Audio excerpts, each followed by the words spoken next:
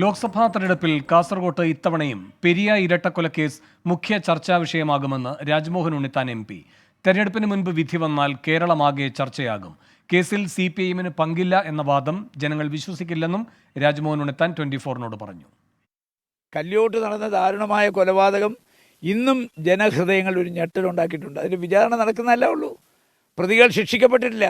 അപ്പോൾ ഈ തെരഞ്ഞെടുപ്പിന് മുമ്പാണ് വരുന്നതെങ്കിൽ ഇത് കൂടുതൽ തെരഞ്ഞെടുപ്പിൽ ചർച്ചാ വിഷയമാകും. അതല്ല, അത് കഴിഞ്ഞാണ് വരുന്നെങ്കിലും എന്തായാലും ഒരു കാര്യം ഞാൻ പറയാം. കല്യോട്ട കേസ് ഇന്നും അത് വെറുതെ ഒരു മണ്ഡലത്തിൽ മാത്രമല്ല, കേരളം മൊത്തം ചർച്ച ചെയ്യുന്നൊരു വിഷയമാണ്.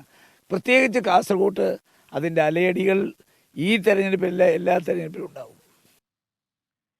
പെരിയ കേസ് UDF-ന്റെ രാഷ്ട്രീയ ആയുധം മാത്രമാണെന്നായിരുന്നു LDF സ്ഥാനാർത്ഥി MV ബാലകൃഷ്ണന്റെ പ്രതികരണം. CPIM നേതാക്കളെ കള്ളക്കേസിൽ കുടുക്കിയപ്പോഴാണ് ഇടപെട്ടത്. വിധി വരട്ടെയെന്നും LDF-ന് ഭയമില്ലെന്നും MV ബാലകൃഷ്ണൻ 24-നോട് പറഞ്ഞു. ഈ പെരിയ കേസൊക്കെ കഴിഞ്ഞ തെരഞ്ഞെടുപ്പിൽ ഇട്ട് അലക്കിയതാണ്. പക്ഷെ കാസർഗോഡ് മണ്ഡലത്തിൻ്റെ അനുഭവം എടുത്തു നോക്കിയാൽ പെരിയ കേസ് ബാധിച്ചിട്ടില്ല. പുല്ലൂർ പെരിയ പഞ്ചായത്തിനകത്ത് നിങ്ങൾ എടുത്തു നോക്ക്, ബാധിച്ചില്ല. എന്തുകൊണ്ടാണ് ബാധിക്കാതിരിക്കുന്നത്? CPM-ന് ഇതിൽ യാതൊരു പങ്കുമില്ല. UDF-കാർ ഇത് പാർട്ടിക്കെതിരെ, അത് രാഷ്ട്രീയ ആയുധമാണ് അവരത്. പക്ഷേ ഇവിടുത്തെ നല്ലതുപോലെ മനസ്സിലാക്കിയ ജനങ്ങൾക്കറിയാം. ഇപ്പോൾ കേസിൻ്റെ വിധി അത് വരട്ടെ.